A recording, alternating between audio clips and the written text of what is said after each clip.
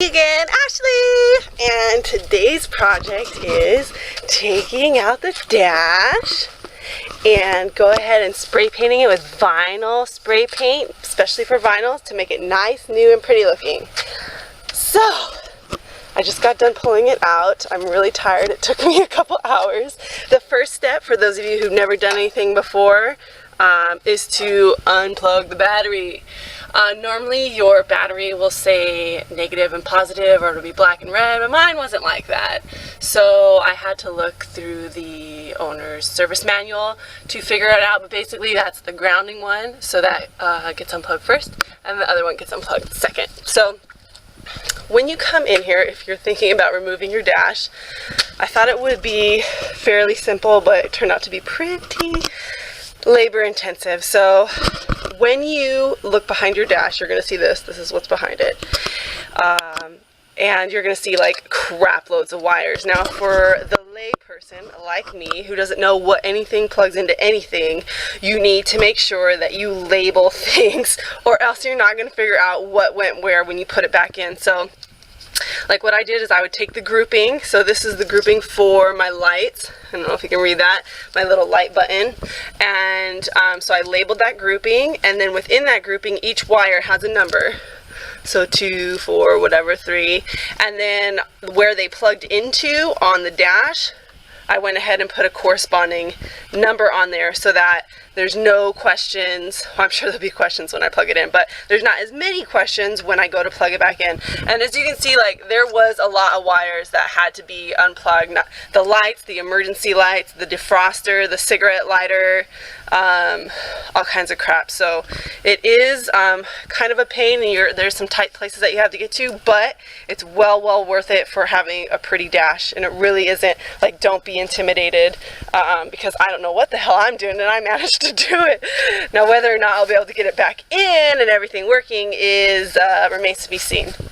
But like, as you can see right here, here's all the little corresponding numbers for stuff that I did. So the dash is pretty simple once everything's unplugged. There's just these holes right here that have screws in them, and you just unscrew those, and then there's these two side areas that have it as well. So, and then I pulled out my speedometer thingy so I can also, one, clean the glass on the inside and the outside, and also make it nice and pretty and spray painted. So I will go ahead and start cleaning my dash, and then I will spray paint it, and then I'll show you the finished product.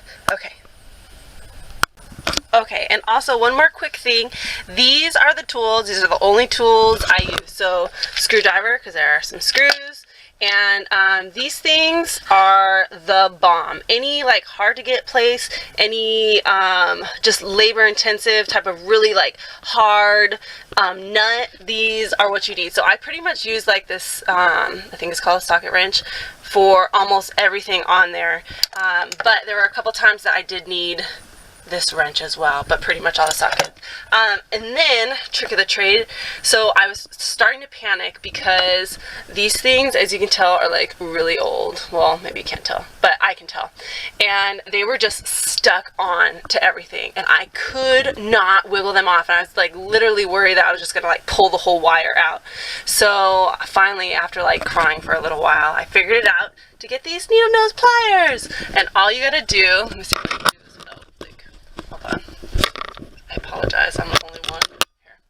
I'm the only one with the camera. Just grab it like this, and just wiggle, wiggle, wiggle, wiggle, wiggle, and yank. And I don't know what, it does something magical that your fingers can't do, but get yourself a pair of these needle nose pliers, because you'll definitely need them if your car is as old and crusty as mine. So, just some tricks of the trade. Okay, so I cleaned it twice with soapy water, so that's about as good as it's gonna get. But I do notice that there are like these cracks here, and I don't want to spray paint over it and have it just be all cracked and crappy. So the plan is to put some of this all-purpose poly seam seal caulk on the cracks, and then when they paint it over, hopefully it doesn't show up. So I'm going to start applying that per the directions on the back and let that dry before taping off all this stuff and painting. Okay, so the dash is painted and it's dried. I let it dry overnight.